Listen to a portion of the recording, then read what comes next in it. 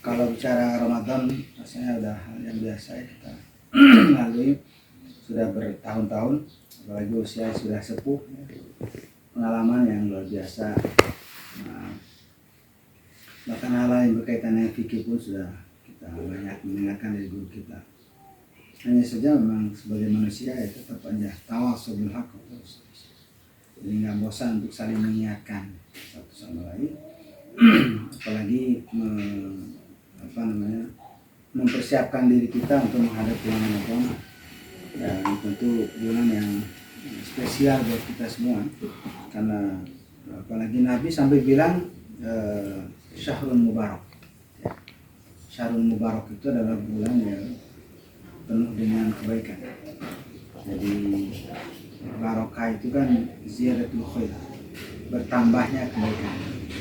Dan memang dalam kenyataannya Ramadan itu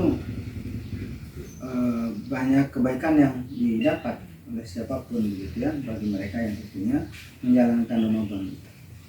Ya, sampai dalam hadis itu dikatakan futihat abwaabul jannah gitu ya, dibuka pintu surga. Wa futihat abwaabus sama, dibuka pintu langit.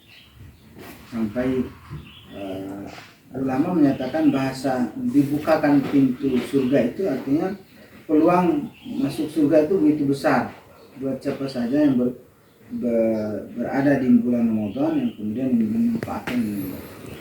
Dibukanya pintu langit itu karena begitu mudahnya orang mendapatkan rahmat dari Allah Subhanahu wa taala. Tidak ada penghalang, dan sekaligus juga amal-amal kita itu langsung ke Allah Subhanahu wa taala. Seperti itu sampai dikatakan itu karena itulah yang membuat Ramadan itu disebut Syahrul Mubarak ya, Syahrul Mubarak. Dan termasuk Syahrul Mubarak itu karena limpahan pahala. Bahkan surat Al-Qadar itu sampai mengingatkan tentang pahala yang begitu luar biasa kalau kita mendapatkan Lailatul Qadar itu. Yang bisa pahala itu melebihi usia kita. Lailatul Qadri khairun min alfi syahr. Jadi bulan yang di dalamnya itu ada malam Lailatul Qadar, yang ternyata Lailatul Qadar itu lebih baik dari 1000 bulan. Artinya apa? Ketika kita menjalankan ibadah pada waktu itu, apapun ibadahnya, maka ibadah itu memiliki nilai yang melebihi ibadah di luar Ramadan, melebihi 83 tahun. Lamun pas zikir ini sama dengan zikir 83 tahun. Namun tilawah Quran sama dengan, bukan sama Pak, lebih dari 1000 bulan. Menjalankan ibadah 83 tahun. Ya, zikir, doa. Dihitung hiji-hiji atau Itu Mbak, karena ternyata kan Lail itu mulai dari maghrib sampai fajar. Berarti apapun kebaikan di situ tuh dinilai seperti atau lebih dari kita beribadah selama 83 tahun. Kebayang kalau kita dapat Lailatul Qadar itu 10 tahun misalkan. Apakah berturut-turut atau pernah mengalami 10 kali begitu ya? Berarti kan 10 kali 83 tahun. Jadi 830 tahun itu. Ya, kita menjalankan ibadah itu sampai seperti itu. Nah, artinya pula juga kita bisa menjalankan ibadah yang melebihi usia kita dan usia orang-orang terdahulu. Kan orang terdahulu kan ratusan tahun ya. Ya, bahkan ribuan tahun. Nah, kita pun bisa menjalankan ibadah seperti mereka. Ya, seperti mereka. Kenapa kok bisa? Ya, karena lipatan pahalanya. Karena dalam kenyataannya kita ini keumumannya umat Nabi Muhammad kata Nabi Zaid 60 sampai 70. Nah, kalau bapak-bapak udah bonus belum? Belum ya? Belum sampai 80. Masih di antara kini. Di antara itu ya. Kalau biasa itu. Ya. Jadi Mubarak itulah diantaranya. Nah, permasalahannya begini Pak. Apakah Mubarak yang kita pahami ini bisa terwujud tidak dalam keseharian kita nanti ketika kita memasukinya? jangan sampai sebatas kekaguman kita terhadap bulan Ramadan yang lalu itu berlalu begitu saja, tidak kita dapatkan mubaraknya itu. Nah, tinggal caranya aja sekarang. Bagaimana agar kita mendapatkan nilai mubarak pada bulan Ramadan itu? Berarti harus dipersiapkan. Minimal 3 Pak yang kita perlu siapkan. Yang pertama adalah mulailah untuk bertaubat. Kalau ada juga bertanya apa urusannya dengan taubat? Tapi ternyata begini, untuk menggapai sesuatu pertama memang persiapan. Biasanya kalau umpamanya bapak menyiapkan pernikahan untuk anak, segala sesuatu kan harus siap. Mau gimana biayanya, mau tempatnya di mana dan seterusnya, persiapan. Yang kedua adalah kondisi kita. Nih saya bisa ikut nggak nanti? Kalau bisa, mudah-mudahan sehat. Nah bicara sehat berarti ya, biar kita nanti pas berdiri menjadi penemani anak-anak kita gitu kan, kita fit gitu ya, kondisi sehat, kondisi hati juga gembira dan seterusnya. Nah seperti itu pula lah yang perlu kita siapkan. Ternyata untuk masuk ke bulan Ramadan itu bukan masalah fisik ternyata, karena fisik itu umum. Sekarang juga kita butuh fisik gitu. Ya, dan kita pun tanpa mempersiapkan fisik juga kita bisa menjalankan saum sunnah. Jadi ada hal yang lebih dari itu, yaitu kaitan dengan hati kita. Dan memulailah dengan membersihkan hati kita dengan pertaubatan. Kenapa? Ya karena kita ingin masuk ke bulan Ramadan itu dalam kondisi hati yang bersih, hati yang suci. Ya kan sudah jelas Ramadan kan penghapus dosa. Iya, tapi kalau dalam kondisi dosanya numpuk banget begitu, untuk menikmatinya juga repot nanti karena sibuk dengan hal-hal yang berkaitan dengan hati kita yang kondisi kotor. Nah, oleh karenanya mulai dengan pertobatan. Taubat yang mudah, banyak istighfar. Ya, banyak istighfar atas kekurangan khilafah kita. Kalau bahas ini cukup panjang, singkatnya istighfar itu karena 3 hal sebenarnya. Yang pertama kita melakukan dosa yang jelas ya. Yang kedua ibadah kita yang beres-beres gitu. Beres-beres itu nanti khusyuk, gitu, kurang, nggak maksimal. Dan yang ketiga adalah hati kita yang seringkali tidak bersyukur. 3 hal ini menjadi permasalahan. Harus kita cepat bertobat kepada Allah, minimal istighfar. Kemudian yang kedua pertobatan kita adalah mulailah saat ini, sejak sekarang, meninggalkan hal-hal yang sudah jelas nilai dosanya ada, apapun itu. Ya kalau saat ini kan kita naudzubillah ya, untuk mengarah kepada datang ke sebuah klub malam misalkan kan enggak ya. Atau perselingkuhan ya, insya Allah. Atau ya mungkin ya HP kita nih yang seliweran ya, gambar-gambar yang tidak jelas datang gitu ya. Nah ini juga yang harus kita waspadai, baik kita yang meninggalkan memandang alam yang diharamkan gitu. Itu penting karena juga pengaruh besar ya terhadap kita dalam pandangan itu. Karena memang kata Nabi itu pandangan mata kita ke sesuatu yang haram itu seperti pandangan seperti anak panah yang begitu melesatnya cepat dan tepat sasaran.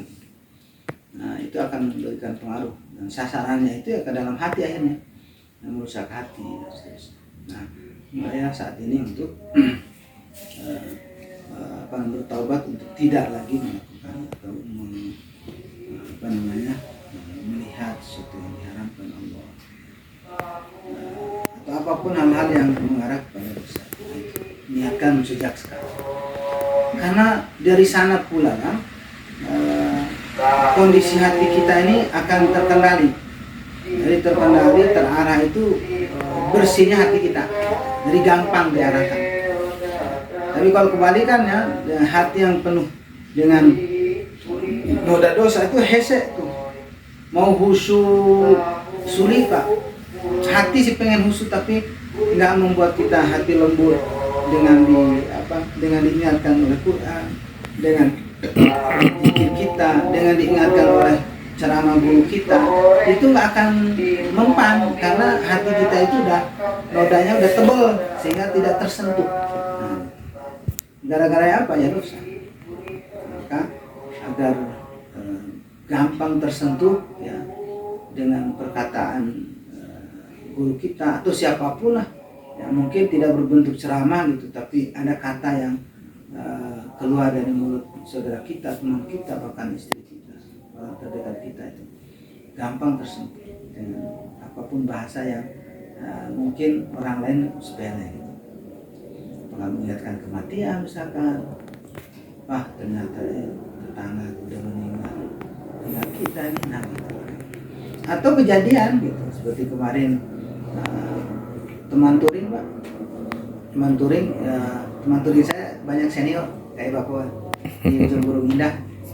Ya itu pengumuman, saya lagi buka HP, baru aja satu WA yang keluar di grup itu, saya langsung innalillahi wa inna ilaihi raji'un. Bapak Yuyun sudah meninggal. Alhamdulillahnya rajin ke masjid ya, teman-teman yang rajin ke masjid itu biasa. Alhamdulillah ya meninggalnya dalam kondisi baik insyaallah. Ya, nah kayak gitu. Nah, diingatkan gitu. Langsung kejadian itu langsung, kalau hati itu lagi kondisi baik ya, tidak ternoda dengan tebalnya dosa gitu ya. Kalaupun dosa mah tidak setebal dosa gitu yang besar ya, tersentuh ya Allah. Ya. Cukuplah kematian menjadi pengingat gitu. Tapi kan orang tuhnya masuk surga teh karena rahmat Allah. Mau ibadah siga kumaha kalau tidak diberi rahmat akan masuk surga ya. Nah, terus itu yang menjadi ini tah. Semua kita itu semua pasti masuk neraka cuma kumaha tah. Yang tanpa hisab mah yang syahid kan. Kumaha terakhir menutup tanya. Ya, kalau mau ibadah 100 tahun ge mau masuk surga itu tidak karena rahmat Allah maksudnya. Betul. Oke, yang kedua setelah istighfar juga yang perlu setelah kita bertaubat, yang kedua itu adalah mari kita bereskan dulu urusan kita dengan orang lain. Assalamualaikum. Waalaikumsalam. Bapak. Gimana Pak? Oh, tina naon atuh ayeuna ge. Ieu atuh naon teh? Da abdi ge ieu mah enggak apa-apa enggak usah ini pilih. Yang kok bukan lagi. Punten ya ieu teh di kantun ketuan rumah. Kasih kowe. Pas lagi tahu sih. Yang kedua itu bereskan urusan kita dengan saudara. Permusuhan itu sudah selesai. Kalau ada masalah segera diselesaikan. Karena bukan urusan kalau Ramadan maaf-maafannya sama dengan tidak adanya dalil maaf-maafan kalau Lebaran. Cuman permasalahan ada dalilnya. Dalilnya di dalam hadis itu dikatakan. Belum tahrim dulu. Ya, dikatakan begini Pak. Tidak akan diangkat sejengkal pun ya, ibadah seseorang ketika masih ada permasalahan atau permusuhan di antara saudaranya lain. Nah, jadi harus tuntas dulu urusan dengan manusia. Ya, dengan manusia. Penting. Ya, kalau ada urusan utang piutang atau masalah selesai. Minimal ya minta maaf belum bisa bayarnya kita. Atau urusan apapun lah yang membuat kita jadi gehel dan seterusnya. Dan ini modal utamanya sebenarnya penyelesaian itu mulai dengan lapang dada kita. Dan sebenarnya orang Indonesia itu orang pemaaf Pak. Cuman menjadi permasalahan karena su'ul khotimah, su'udzonnya aja masalahnya. Udah sangka buruk ke orang lain, jadi sehingga tidak beres-beres masalahnya. Tapi kalau mau datengin orang bawa oleh-oleh apa kayak gitu ya bawa itu kemudian datang minta maaf. Walau kita tahu bahwa yang salah bukan kita tapi dia. Bahkan saking pentingnya menyelesaikan masalah ini, ada seorang ulama melihat nih, cerita di Mekah ya, melihat orang bertengkar. Saat bertengkar begitu, dia datang ke situ. Lah, masalah apa? Dah, gepokin duit kasih. Nih, harus damai ya, damai. Langsung damai. Jadi sampai ada ulama itu menyatakan bahwa di antara fungsi zakat itu adalah untuk mendamaikan kaum muslimin. Itu kan wal mu'allafati qulubuhim itu di surat At-Taubah itu 8 musnaf itu yang menerima zakat itu kan diantaranya yang dilembutkan hati. Nah, lembutkan hati itu tidak identik dengan mu'alaf yang masuk Islam. Beda. Tapi juga melembutkan hati mereka-mereka yang bermusuhan gitu. Nah, kenapa? Karena sangat penting gitu untuk menyatukan persaudaraan. Nah, jadi selesaikan.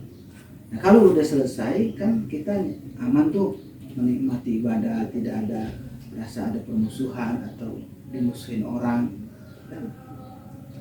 Singkat yang kedua, yang ketiganya adalah untuk membuat kita meraih mubarak pada Ramadan ini, mari kita mulai menyusun target. Karena penting. Bahasa target dan ini kan udah target dalam Ramadan. Dalam Ramadan itu sudah ini lumrah Pak. Ya, Bapak punya perusahaan juga jelas punya target kan. Tahun 2026 nih omset kita berapa nih target? Nah, nggak usah banyak-banyak, kayak 10 M gitu. Ya udah, apa yang dilakukan kan gitu. Proyek mana aja yang kita terima atau yang kita coba cari di antara sekian perusahaan dan dari teman kita. Jadi hal-hal seperti itu harusnya juga lebih kita terapkan juga dalam urusan akhirat, termasuk dalam Ramadan. Apa yang harus kita lakukan gitu ya. Target apa saja ini biar mubarak itu kita dapat gitu. Ya, yang sudah jelas semua kan dalam urusan ibadah Ramadan itu ya, puasanya, tilawah Qur'annya, sholatnya gitu ya, baik wajibnya maupun sunnahnya, termasuk taraweh, infaknya gitu. Nah, di list itu semua, kalau sudah di list, apa yang perlu kita tingkatkan? Kuantitas atau kualitasnya? Silakan di checklist aja, bikin kolom kualitas kuantitas. Poin 1, kayaknya udah biasa sholat mah, tinggal kualitasnya aja. Poin 2, sholat tarawehnya nih, wah ini mah dua-duanya kuantitas kualitas gitu. Kemarin masih bolong banyak buka som bersama, lupa taraweh ya kan, kebablasan maghrib aja kesiangan ya kan. Nah, mereka itu jadi di list. Nah, termasuk ya tadarus kita. Mau menghatam berapa kali? Mau 2 kali atau sekali tapi kualitasnya diperbagus misalnya. Jadi karena biasanya orang punya target itu dalam kondisi tertentu dia akan bukan kondisi tertentu, setiap hari itu dia akan harus menyelesaikannya karena punya target. Yang kemudian ketika ada mentok kondisinya dia akan maksakan karena target belum tercapai. Misalkan Bapak sibuk nih seharian ya, baru balik bisa megang Quran mau malam gitu ya, udah malam maksudnya malam, wah beres taraweh tunggu usahakan pokoknya kudu beres dulu nih one day one juice-nya biar bisa hatam sampai tunggu baca dipaksa misalkan karena punya target. Tapi kalau nggak punya target ya selamat tinggal. Yang ada itu ya udahlah nanti di rapel hari ketiga misalnya selamat tinggal itu target itu karena boro-boro rapel 3 jus gitu kan, 1 jus hese gimana 3 jus gitu. Jadi buatlah target ya, apapun itu insya Allah dengan punya target berarti punya kegiatan yang jelas yang harus kita kerjakan. Itu penting. Sehingga kalau sudah seperti itu, maka menariknya orang yang punya target itu hakikatnya gambaran kesungguhan. Ya, termasuk ketika mundur lagi, orang yang punya keinginan untuk semua dalam kondisi damai, berarti memang gambaran kesungguhan untuk masuk ke bulan. Nggak main-main lagi. nggak masih banyak urusan dengan yang lain. Apalagi pertaubatan. Pertaubatan ini kan gambaran bahwa kita ini ingin hadir di hadapan Allah dalam kondisi bersih, ya, kondisi baik, ya, hati kita juga siap menerima perintah Allah Subhanahu Wa Taala dengan hati lapang, ya, sehingga kita pun akan mendapatkan atau meraih apa yang jadi cita-cita kita. Amin. Mubarak, ya, kebaikan-kebaikan yang ada dalam bulan Ramadan. Nah, dan insya Allah mudah-mudahan itu menjadi jalan untuk mendapatkan apa yang dijanjikan Allah, yaitu berupa ampunan, berupa pahala yang berlimpah, dan puncaknya adalah masuk ke surga Allah. Amin. Kemudian berbicara masalah rahmat itu, Bapak, kita tidak fokus kepada bahwa berarti nggak punya nilai manfaat dong amal-amal, yang penting mah rahmat. Nah, ya, rahmat itu tidak ujug-ujug datang, kecuali dia datang karena hambanya melakukan sesuatu yang membuat perhatian Allah tercurah pada dia. Jadi artinya pula bahwa kalau kita tidak mencari perhatian Allah melalui amal-amal, tidak akan dapat rahmat itu. Jadi rahmat itu akan didapat dengan amal soleh. Tidak akan mungkin rahmat itu datang dengan kemaksiatan kepada Allah atau hari-hari atau malas beribadahnya, nggak akan datang. Jadi mau mengundang rahmat Allah, beramal dengan sungguh-sungguh. Nah, gitu. Jadi tidak ada yang sia-sia. Jadi tetap saja butuh beramal untuk meraih rahmat Allah Subhanahu wa Ta'ala. Coba perhatikan aja, suruh baca ujungnya apa? La'allakum turhamun, agar kamu dirahmati. Berarti melalui apa? Baca Quran. Bacaan. Gitu. Ya, termasuk innamal mu'minuna ikhwatun fa'aslihu baina akhwaikum wattaqullaha innallaha la'allakum turhamun. Wattaqullaha la'allakum turhamun. Jadi dengan mendamaikan saudara kita akan mendapatkan rahmat Allah Subhanahu wa Ta'ala. Jadi artinya mendapatkan rahmat itu tetap melalui amal-amal. Nah, itu. Allah. Dan satu lagi, kita seorang mukmin tidak akan mau, ya, dan tidak pernah juga kata Nabi menyatakan kalian itu semua masuk neraka, cuci dulu baru masuk surga. Enggak ada kata. Bagi orang mukmin itu tidak ada menargetkan dirinya masuk neraka, semuanya. Tapi ada hidayah, mana perahuannya semua pasti dalam bentuk yang pernyataan dalam bentuk berbeda. Tapi yang mungkin ya kan ada kalimat-kalimat yang langsung Allah katakan bahwa wa may yu'min billahi wa ya'mal sholihan, yang beriman dan amal soleh akan masukkan ke dalam surga khalidina fiha, dan selama-lamanya. Permasalahan nanti ada yang masuk neraka ya karena masalah timbangan, Pak.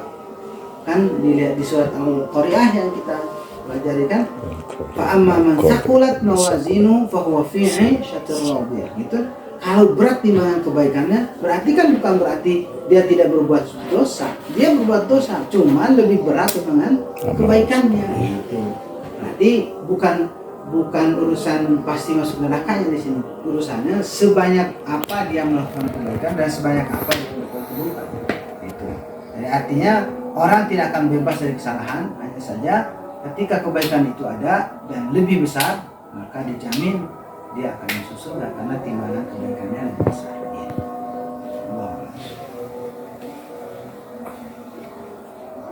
Yuk, ke masjid. Ya.